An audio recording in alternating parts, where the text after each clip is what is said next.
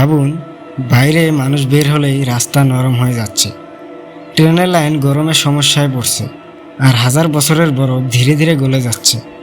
শুনতে সিনেমার মতো লাগলেও ইউরোপের কিছু জায়গায় অস্বাভাবিক গরম নিয়ে এখন সবাই চিন্তিত। কিন্তু প্রশ্ন হলো, এটা কি শুধু গরম, নাকি পৃথিবী বদলে যাচ্ছে?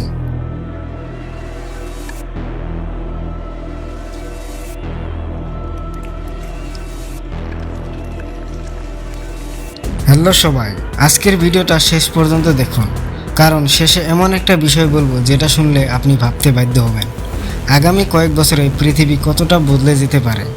ইউরোপে আসলে কি হচ্ছে? ইউরোপের বিভিন্ন জায়গায় ভয়ঙ্কর তাপপ্রবাহ দেখা যাচ্ছে। কিছু এলাকায় স্বাভাবিকের তুলনায় অনেক বেশি তাপমাত্রা রেকর্ড হচ্ছে। মানুষ দুপুরে বাইরে কম বের হচ্ছে। গরমে অবকাঠামো চাপের মুখে পড়ছে। অনেকে বলছে এটা আর সাধারণ গরম না। এর পেছনের কারণ কি? বিজ্ঞানীরা কয়েকটা কারণের কথা বলেন। প্রথমত, হিট ওয়েভ, কয়েকদিন ধরে টানা অতিরিক্ত গরম। দ্বিতীয়ত, ক্লাইমেট চেঞ্জ, পৃথিবীর গড় তাপমাত্রা বাড়ছে আর তাপপ্রবাহ আরও তীব্র হচ্ছে। তৃতীয়ত, শহরের তাপ জমে থাকা, কম বৃষ্টি আর শুষ্ক পরিবেশ, সব মিলিয়ে পরিস্থিতি আরও কঠিন হয়ে উঠতে পারে।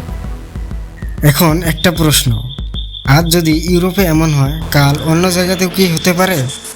বিশেষজ্ঞরা বলছেন তাপপ্রবাহ, পানির চাপ আর আবহাওয়ার পরিবর্তন ভবিষ্যতে আরও গুরুত্বপূর্ণ ইস্যু হতে পারে। এটা ভয় দেখানোর বিষয় না, বরং বোঝার বিষয়। আজ রাস্তা গরম, কাল আবহাওয়া বদলাবে। তারপর আপনার কি মনে হয়, এটা সাময়িক নাকি ভবিষ্যতের ইঙ্গিত? কমেন্টে লিখুন। হিট, যদি ভিডিওটা শেষ পর্যন্ত দেখে থাকুন, লাইক দিন, শেয়ার করুন এবং সাবস্ক্রাইব করে পাশে থাকুন, কারণ সামনে আসছে আরও এমন অবাক করা ভিডিও।